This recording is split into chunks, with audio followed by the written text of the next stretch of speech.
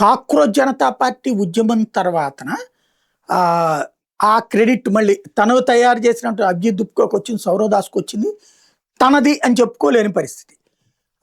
పబ్లిక్‌లో అయితే ఒక అవేర్‌నెస్ తెచ్చేసాం. పబ్లిక్‌లో ఒక మోడీకి నెగెటివ్ తెచ్చేసాం కాబట్టి, ఇక మరొక అంశం నేనే నేరుగా తీసుకుంటే బెటర్ అనుకున్నాడు కేజ్రీవాల్. ఇప్పటికే ఈ20 పార్టీ అని పెడితే దాదాపు 1,50,000 2,00,000 మంది ఎడిక్ట్ అయ్యారు కాబట్టి, అటుకొచ్చారు కాబట్టి, ఇంకో పక్కన ఢిల్లీలో కొంతమంది ఉద్యమం చేయడానికి సిద్ధపడుతున్నారు. ఈ20 పెట్రోల్ ఉండటానికి వీల్లేదని, వాహనాలు నాశనం అయిపోతున్నాయని, అలాంటి వాళ్ళందరినీ పోగేయడానికి రెడీ అవుతున్నారు.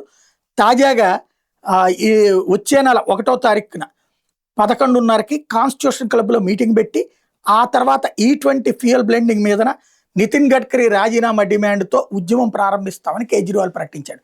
తద్వారా చల్లబడిపోతున్న ఉద్యమాన్ని కొత్త రూపంలోకి నీటి నుంచి ఇటుకి తీసుకెళ్ళడానికి సిద్ధపడ్డాడు.